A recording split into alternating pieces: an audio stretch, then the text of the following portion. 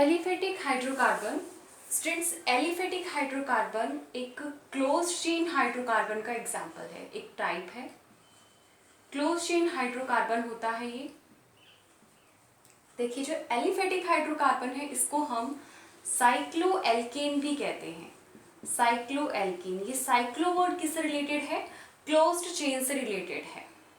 Okay, अब यहाँ पर साइक्लो का मीन्स क्लोज चेन होगा और एल्केन का मीन्स क्या है? कार्बन कार्बन के बीच में कैसा बॉन्ड होगा?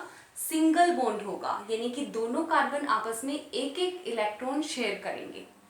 ओके स्टूडेंट्स, अब देखिए, जैसे हमने इसकी नेमिंग पढ़ी थी कि कार्बन अगर 1 होता है तो हम उसको बोलते हैं मीथ, 2 को हम बोलते हैं ईथ, 3 को प्रॉप, 4 को ब्यूट, 5 को पेंट, 6 को हम कहते हैं हेक्स, 7 को हेप्ट, 8 को ऑक्ट, जब कार्बन 8 हो तो ऑक्ट, जब 9 कार्बन होते हैं तो हम नॉन, और 10 होते हैं तो उसको बोलते हैं डेक। तो इस नंबरिंग पर और नेमिंग पर बेस्ड होता है कि किस तरीके से कितने कार्बन है, तब हम इनमें से कौन सा वर्ड यूज करेंगे। ये आपको नंबरिंग याद होनी चाहिए। अब जो साइक्लोएल्केन होते हैं, इनका जो नेमिंग या फिर स्ट्रक्चर है वो स्टार्ट होता है प्रॉप से, यानी कि ना तो साइक्लोमीथेन पॉसिबल है और ना ही साइक्लोइथेन पॉसिबल है। क्यों पॉसिबल नहीं है? क्योंकि अगर सिंगल लाइन अपने पास होगी तो क्या हम एक क्लोज शेप बना सकते हैं? नहीं। अगर डबल लाइन होगी तो क्या हम उससे एक क्लोज शेप बना सकते हैं? नहीं। लेकिन अगर 3 लाइन होंगी तब हम उससे एक क्लोज शेप बना सकते हैं। यस। तो जब 3 लाइन है, यानी कि जब 3 कार्बन अपने पास होंगे तभी हम एक क्लोज शेप बना सकते हैं। मोर देन 3 हो तो भी बनेगी, लेकिन लेस देन 3 होती है तब वो क्लोज चेन नहीं बन पाती, यानी कि साइक्लोएल्केन बनाना उसके लिए पॉसिबल नहीं होगा। तभी हम यहाँ स्टार्टिंग इसकी कहाँ से होगी? साइक्लोएल्केन से इसकी स्टार्टिंग होगी। अब मान लीजिए अपने को स्ट्रक्चर बनानी है, जैसे कि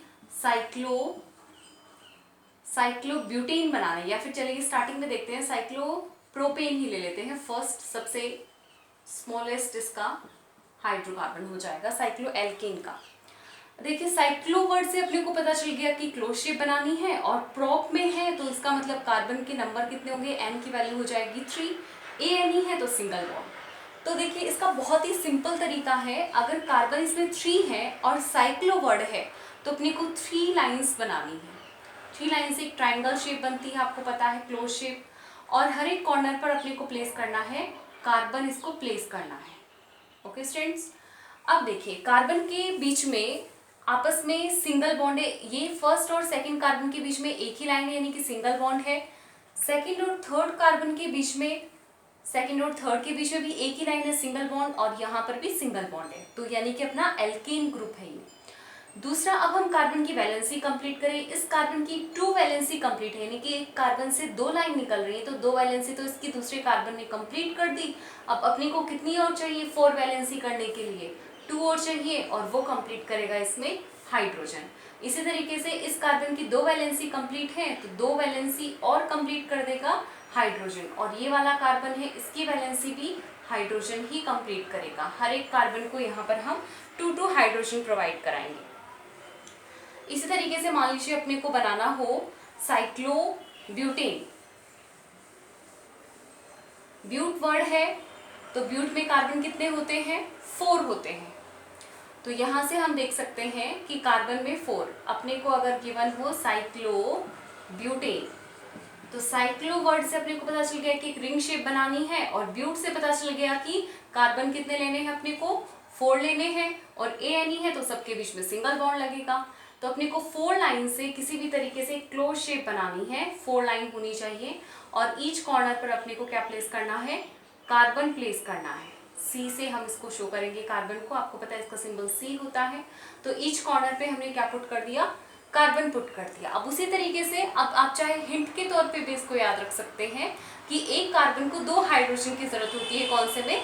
साइक्लोएल्केन में, क्योंकि एक कार्बन के पास 2 वैलेंसी पहले से कंप्लीट हो गई, तो 2 हाइड्रोजन हम सभी को कंप्लीट प्रोवाइड करवा देते हैं ताकि इसकी वैलेंसी, सभी कार्बन की वैलेंसी कंप्लीट हो जाए। एक कार्बन की वैलेंसी 4 होती है, तो ये इंश्योर करना है कि एक कार्बन से जो बॉन्ड निकल रहे हैं वो सिर्फ और सिर्फ 4 ही होने चाहिए, ना 4 से कम ना 4 से ज़्यादा। तो यहाँ पर देख लीजिए जैसे कि इस कार्बन के पास 1 2 3 4 इसमें बॉन्ड बने हुए हैं, यानी कि इसकी वैलेंसी 4 कंप्लीट है।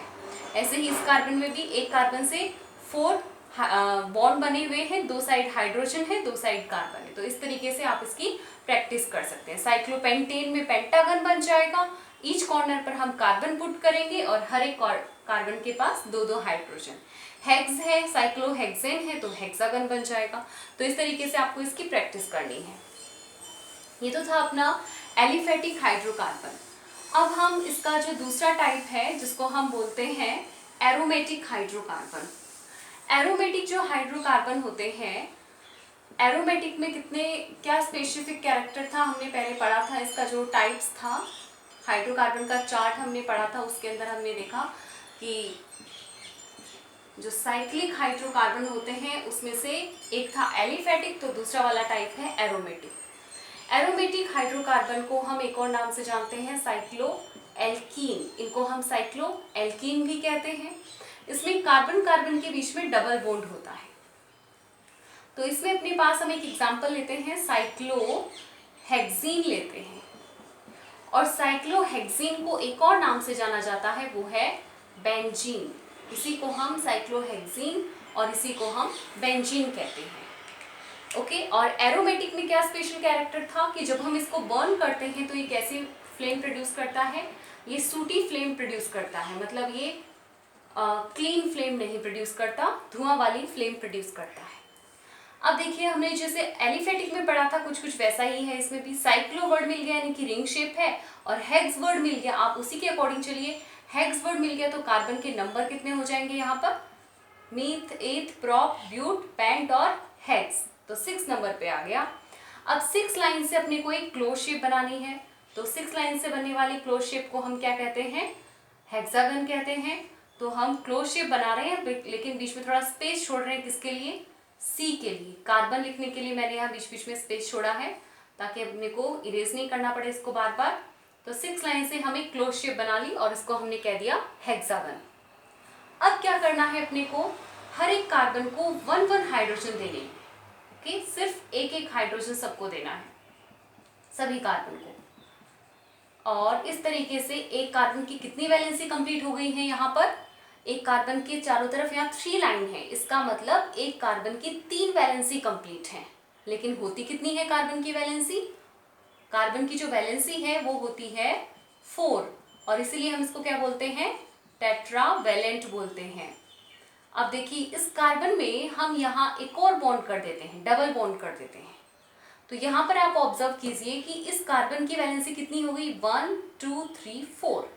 अब इसके साथ साथ दूसरा कार्बन है, इसकी वैलेंसी भी कितनी हो गई, 1 2 3 4, यानी इन दोनों की वैलेंसी कंप्लीट हो गई।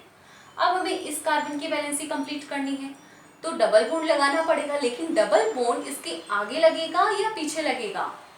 इसमें जो डबल बॉन्ड होता है ये हम आगे लगाते हैं तो गलत हो जाएगा, इसके नेक्स्ट वाले पर हमें डबल बॉन्ड लगाना है। क्योंकि अगर हमने यहाँ डबल बॉन्ड लगा दिया होता तो इस कार्बन की वैलेंसी तो कितनी हो जाती, इसकी तो 4 हो जाती, लेकिन जो इससे पहले वाला कार्बन है इसकी वैलेंसी कितनी हो जाती, 1 2 3 4 5 हो जाती। तो ये वाला हम बॉन्ड यहाँ नहीं लगाएंगे, नेक्स्ट वाले कार्बन के साथ लगाएंगे। तो अब इस कार्बन की वैलेंसी भी कंप्लीट हो गई और साथ ही साथ इससे नेक्स्ट वाले की भी कंप्लीट हो गई। अब हमें जो डबल बॉन्ड लगाना है तो वो हम यहाँ ना लगा करके इसको छोड़ेंगे और नेक्स्ट वाले कार्बन के बीच में लगाएंगे। तो इस तरीके से इनकी वैलेंसी कंप्लीट हो जाएगी। एक तरह से एक छोड़ करके एक अपने को क्या करना है, डबल बॉन्ड लगाना है। इस स्ट्रक्चर को हम बोलते हैं साइक्लोहेक्सीन या फिर बेंजीन। तो जब हम ये प्रैक्टिस करते हैं तो ये आता है एरोमेटिक हाइड्रोकार्बन में, और एरोमेटिक जो होते हैं वो डबल बॉन्ड वाले हाइड्रोकार्बन होते हैं। और इस तरीके से हम इसको और प्रैक्टिस के साथ कंप्लीट करते हैं।